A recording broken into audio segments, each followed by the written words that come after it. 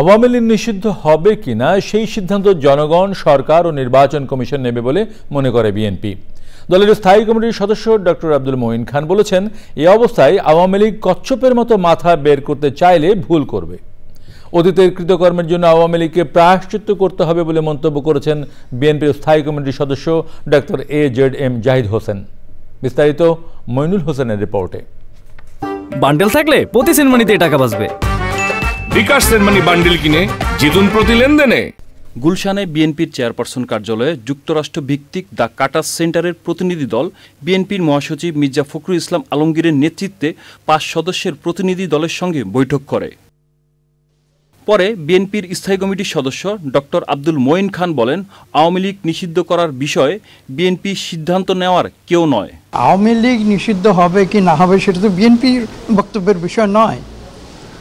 একটা নির্বাচন কমিশন সিদ্ধান্ত নিতে পারে, সরকার সিদ্ধান্ত নিতে পারে। যেসব রাজনৈতিক দল আওয়ামী লীগ নিষিদ্ধের কথা বলছে তারা তাদের বক্তব্য বলেছে। কাজে এখানে আমরা বিএনপি হিসাবে তো আমরা এই সিদ্ধান্ত নেওয়ার মালিক নয়। আমাদের মহাসচিব তো ইতিমধ্যে বলেছেন যে জনগণের সিদ্ধান্তর বিষয় এটি।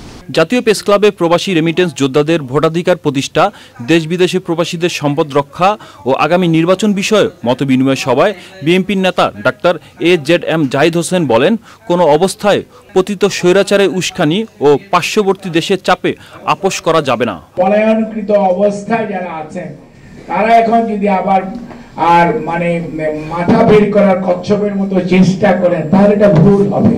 মনে রাখতে হবে যে পাপ করেছেন এটি প্রায়শ্চিত্ত বাংলাদেশের মাটিতে করতেই হবে।